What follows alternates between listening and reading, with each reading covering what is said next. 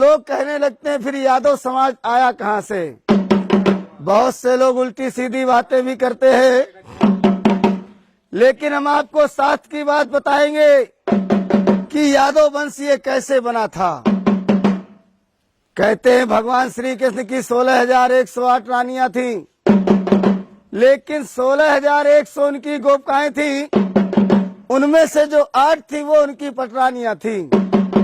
8 पटरानियों में जो रुक्मिणी नाम की रानी थी, रुक्मिणी की शाखा में एक प्रद्युम्न नाम का पुत्र हुआ था। प्रद्युम्न से अनिरुद्ध हुए थे, अनिरुद्ध से 4 पुत्र पैदा हुए थे।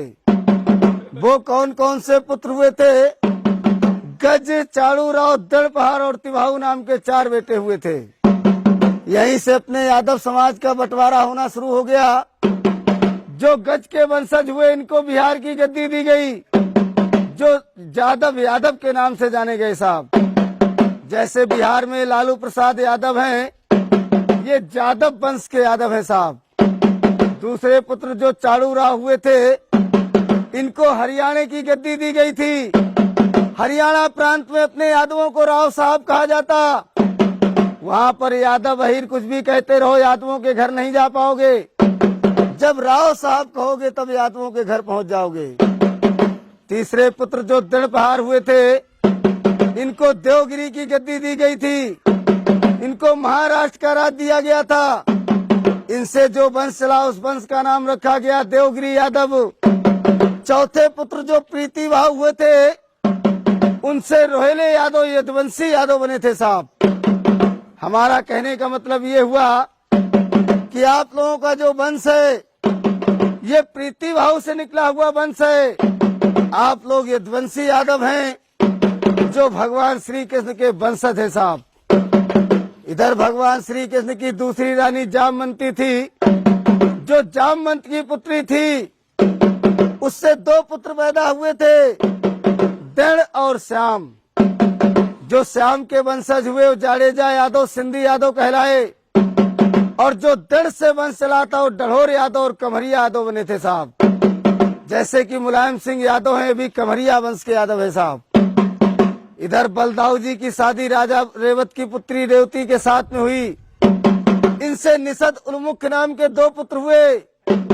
इनको महोबे मध्य प्रदेश का राज दिया गया, जो बनाफर यादव और दौआ यादव के नाम से जाने गए साहब।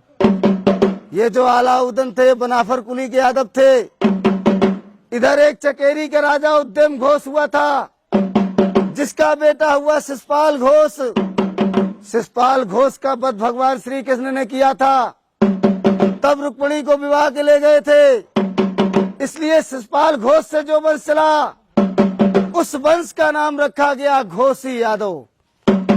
ये घोषी यादवों ने अपने यादव समाज से विद्रोह कर लिया था। भगवान श्री कृष्ण के वंशों से घृणा मानने लगे थे, इसलिए इनके वंश पे अकाल पड़ गया था। इनके राज पुरोहितों ने इनको बताया था कि जब भगवान श्री कृष्ण के वंश में जाकर तुम वंश बजाकर भिक्षा मांगोगे, तभी अपने कर्म से उद्धार हो पाओगे। तब से आकर के घोषी लोग वंश बजाने लगे थे। वहां से घोषी समाज कहलाया था साहब। ये तो सुनाई वंशावली, कैसे चंद्रवंश बना, कैसे यदुवंश बना, कैसे अहीर नाम पड़ा, कैसे घोषी कमरिया ग्वाला बने। अब एक मिनट के लिए अपने यादव समाज के हम कुली बताएंगे कि यादवों में कौन कौन सी कुली होती है साहब। गोत्र तो सभी यादवों का त्रि है, लेकिन कुली सबकी अलग अलग है साहब। जैसे कि तुम्हारे ज्वारी है, राव है, दौआ है, किसनौट है, मजरोट है, घोसी है, कमरिया है, डढ़ोर है, गिरवरिया है, नागरिया है, ग्वालवंशी है, ग्वाला है। तुम्हारे पचोमार है, वाईमार है, दादा मार है, काठ है, दिसवार है, सुकरिया है, पापट है, बरतरिया है, रोरिया है, उधैनिया है, रजवनिया है, ओड़ा है, भुसिया है, बानरे हैं, नुनेरिया है, रहेस कुली है, लौदिया है। तुम्हारे बजुर कुली है, तुम्हारे जो बुजुर्ग कुली है, बुंदेले हैं, भाटिया है, निकोम है, शिमला है, सुनकट है। तुम्हारे डांस कुली है, रूखड़ा है, दुर्ग है, सिकरवार है, मैना है, धरोर है, कटा है, गुच्छार है। तुम्हारे भुरगदे हैं, पमटे हैं। तुम्हारे राणा कुली है, कारे हैं, तुम्हारे दिसवार हैं। ऐसे करके 284 कुली है अपने यादव समाज में साहब। हमारे बड़े बूढ़े यही वंशावली कुली गोत्रों का बखान करते थे।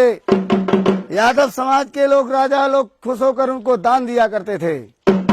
लेकिन अब राजा तो बचे नहीं भैया, इसलिए गांव गांव जाकर अपने यादवों का बखान करते हैं साहब। 1 मिनट के लिए अपने यादवों की पहचान बताएंगे। कहते हैं 4 वेद 6 शास्त्र में ऊंची जाति अहीर, और ब्रह्मा भी तरसत रहे क्यों ना भय अहीर। यादव समाज की पहचान क्या हुआ करती थी? यादव समाज का जो गोत्र है वो त्रिगोत्र है। यादव समाज का जो वेद है यजुर्वेद है साहब। यादव समाज की जो कुलदेवी है महालक्ष्मी है। यादव समाज में जो पूजन होता था, होली दीपावली में तलवार का पूजन होता था।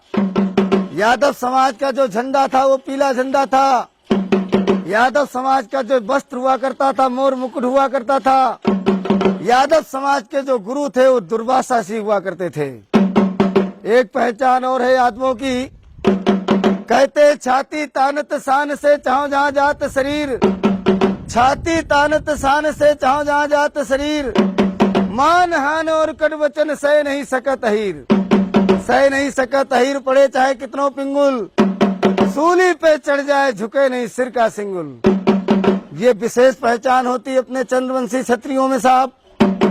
लेकिन बहुत से यादव लोग ऐसे भी मिलते हैं भैया जिनके